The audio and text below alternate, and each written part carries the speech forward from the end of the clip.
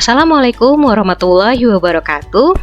Salam guru penggerak. Pada kesempatan kali ini saya akan membahas eksplorasi konsep refleksi diri tentang pemikiran Ki Hajar Dewantara.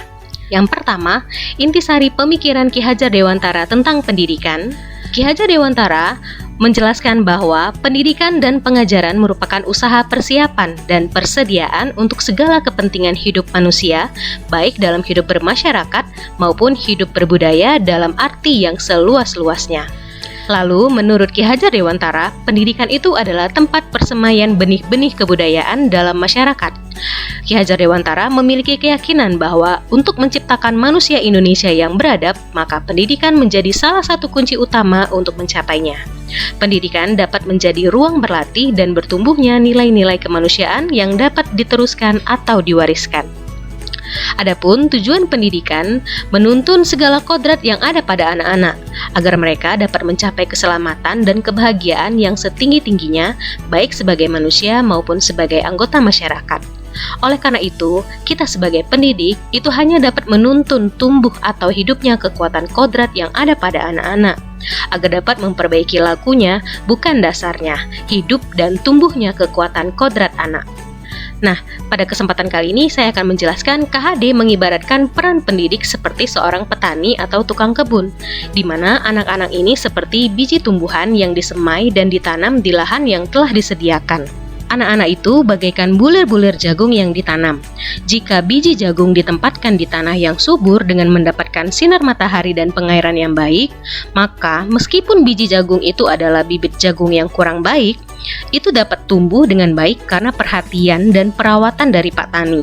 Dan sebaliknya, meskipun biji jagung itu disemai dengan bibit yang berkualitas baik, tapi jika tumbuh di lahan yang gersang dan tidak mendapatkan pengairan serta cahaya matahari ataupun tangan dinginnya Pak Petani, maka biji jagung itu mungkin tumbuh namun tidak akan optimal.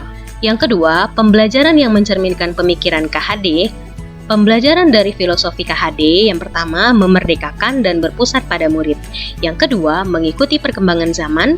Yang ketiga, tidak bertentangan pada nilai-nilai kemanusiaan. Dan yang keempat, pembangunan budi pekerti dan berfokus pada proses bukan hasil. Nah, kita sebagai pendidik itu harus mampu melakukan perubahan budi pekerti anak-anak menjadi lebih baik lagi.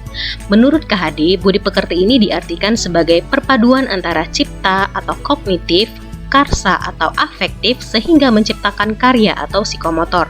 Pendidikan harus mampu mengubah budi pekerti peserta didik menjadi lebih baik.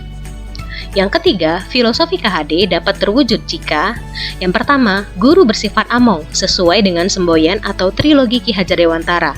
Yang kedua, pembelajaran sesuai dengan kodrat alam dan kodrat zaman.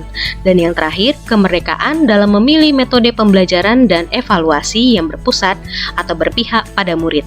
Yang keempat, konsep pemikiran KHD di kelas yang telah saya lakukan adalah: yang pertama, mengikuti perkembangan zaman dengan berbagai pemanfaatan iptek pada proses pembelajaran melalui platform yang menarik.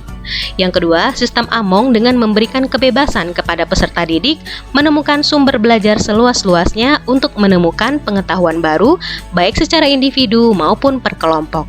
Nah, itulah dia Bapak Ibu refleksi diri saya tentang pemikiran Ki Hajar Dewantara. Semoga kita semua menjadi guru yang dapat memerdekakan siswa kita.